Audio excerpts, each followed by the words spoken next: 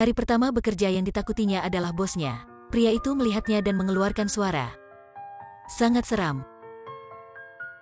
Menunggu sampai dia lelah, dia berhenti dan menunjuknya dengan jari dia, bilang bahwa roknya sudah robek. Si gadis merasa malu, mukanya merah. Gadis inilah seorang perawat baru. Dan pria inilah orang kaya tapi lumpuh. Pekerjaan gadis ini adalah merawat pria ini. Tak terduga baru bertemu sudah menakutkan. Hal ini tidak adil. Gadis ini tak tahu, pria itu membenci semua orang. Sebelumnya, pria itu sudah membuat 4 perawat dipecat. Dan sekarang sampai dirinya. Pria ini ingin terus membuat perawat ini pecat. Tapi dia tak menduga, kali ini dia tak bisa mengusirnya. Karena Luisa adalah seorang gadis istimewa. Ayahnya pengangguran, ibunya merawat nenek di rumah, adik perempuan hamil tanpa suami, dan sudah beranak. Tapi ingin terus belajar ke perguruan tinggi. Tekanan kehidupan merawat 5 orang, membebaninya. Meskipun nasib tampak tidak adil, tapi Luisa baik hati belum pernah mengeluh. Dia mencoba mencari uang menghidupi keluarganya. Ketidakadilan itu dia masih bisa bertahan. Mungkinkah takut pria ini? Dan perperangan sengit antara perawat baik dan si kaya lumpuh akhirnya dimulai, tapi juga membuat kalian berpikir tentang makna nasib. Pekerjaan Luisa dimulai. Pria bernama William ini selalu mencari kesempatan untuk mengejeknya dan memperingatinya tidak boleh bolak-balik di depannya. Jadi Luisa hanya bisa duduk di dapur, perlahan membaca buku dan menunggu perintah.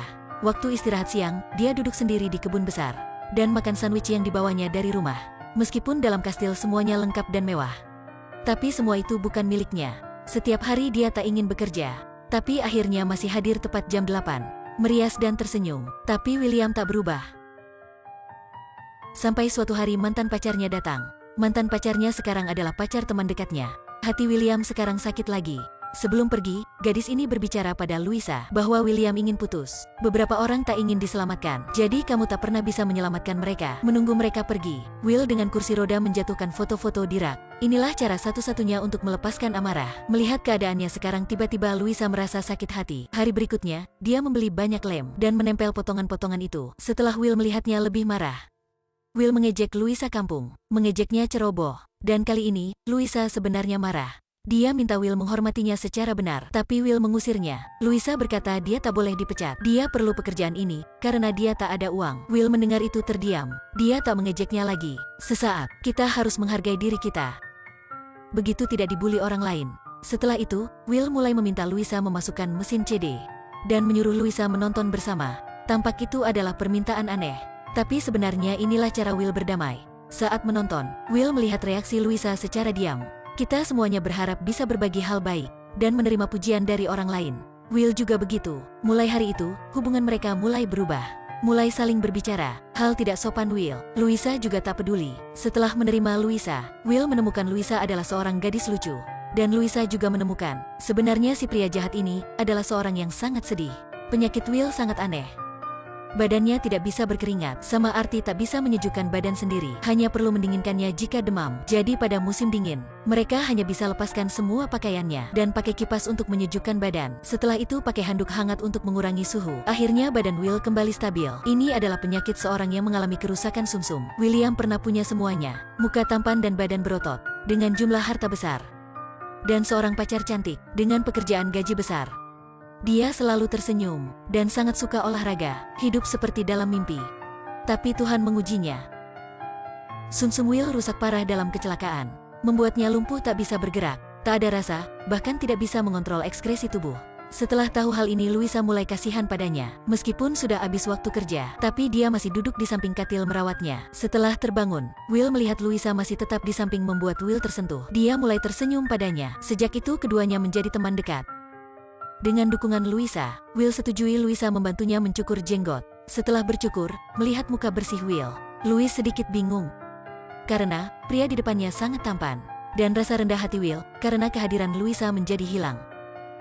Tapi tiba-tiba satu hari, Luisa mendengar orang tua Will bertengkar. Mereka bertengkar tentang wasiat kematian nyaman dan masalah ke depannya. Akhirnya dia sudah mengerti. Ternyata Will meminta orang tuanya untuk membiarkannya mati. Di pihak Swiss juga ada hasil. Ibunya tak setuju, tapi ayahnya ingin membantunya. Dia bilang setiap hari anak hidup dalam kesulitan. Dia tak ingin suatu hari Will bunuh diri secara diam-diam. Luisa ingat lagi di tangan Will ada bekas luka. Ternyata itulah tanda potong tangan bunuh diri. Suatu hari, ketika Luisa habis waktu kerja, Will mengucapkan selamat tinggal padanya. Tapi Luisa tak membalas. Katanya tak ingin ke sana lagi.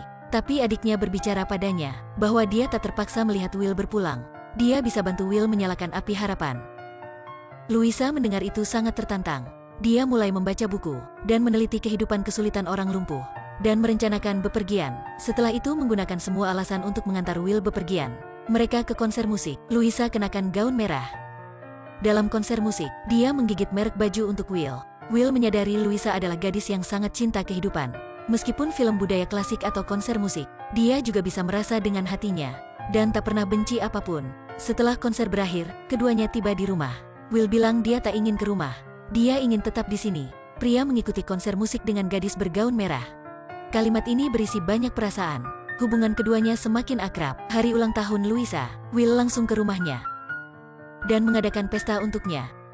Membuatnya sangat heran, hadiah yang pacarnya juga tak bisa mengira. Tak lama lagi, Will mengatur ayah Luisa satu pekerjaan, agar Luisa ada waktu membuat apa yang dia suka. Dan tak peduli masalah mata pencaharian, mantan pacar siap menikah dengan teman dekat Will. Will duduk di kursi roda menghadiri pernikahan. Melihat mantan pacar dengan gaun putih, Will berusaha tenang tak berkata apapun. Tapi dalam pernikahan, Luisa mendengar seorang wanita berkata pengantin perempuan tak tahu memilih orang. Di antaran semua pria di sini hanya Will adalah orang yang layak terpercaya untuk menikah. Tapi sayangnya setelah lumpuh, pengantin sudah memilih orang lain. Itu berarti, pengantin laki-laki bukan orang baik. Wanita ini bilang, dia tak merasa sayang pada Will. Dia hanya sayang untuk pengantin perempuan. Sesaat lagi pengantin perempuan menemui Will berbicara. Dia berusaha tegar, tapi tak bisa menyembunyikan penyesalan, karena dia putus dengan Will. Bahkan dia bilang semuanya karena Will. Tapi sekarang ketika ada Luisa di samping, Will menjadi sangat percaya diri. Hal ini membuat pengantin perempuan terkejut. Luisa memutuskan berdansa dengan Will. Dia duduk di paha Will, dan menyuruh Will berputar. Semua hadirin sangat heran dan berbisik gosip, mantan pacar pengantin perempuan lumpuh masih bisa mendapat cinta sejati. Dan pada waktu itu, Will bilang sama Luisa, kamu adalah dorongan agar aku bangun setiap hari. Meskipun keduanya sedang memainkan peran, tapi sebenarnya Will sudah cinta gadis ini. Tapi meskipun Will melihat Luisa yang lemah lembut, juga tak ceritakan perjalanan ke Swiss dengan Luisa. Hal ini berarti dia belum membuang niat. Hari kematian nyaman hampir tiba. Luisa harus mencari semua cara untuk Will ingin tetap hidup. Jadi dia merencanakan bepergian terakhir.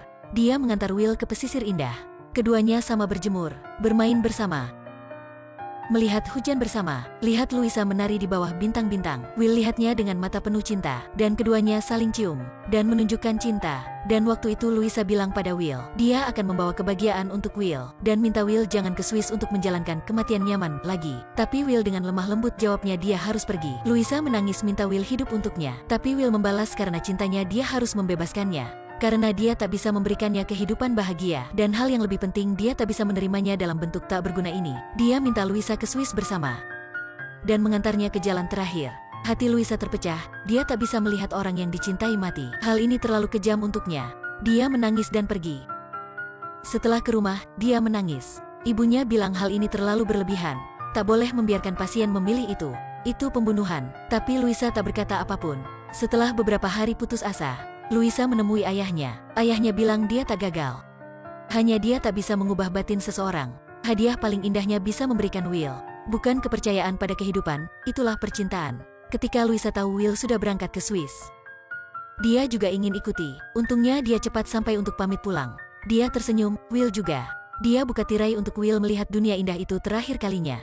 Dia berbaring di sampingnya, merasakan kehangatan terakhirnya. Dan, dia mengantar Will di jalan terakhir ini. Setiap daun di kursi tak sama. Setiap kali bertemu akan berpisah. Satu jiwa bisa bercahaya, juga karena batin yang tulus. Saat Luisa ke satu warung kopi di Paris. Ini adalah tempat yang disukai Will saat hidup. Ideal dan cintanya sudah menjadi bagian dalam Luisa. Karena percintaan dan pembagian membuat kehidupannya berlangsung. Dan Luisa selalu mencintai kehidupan dan penuh semangat hidup. Pasti kehidupan ini tidak sia-sia.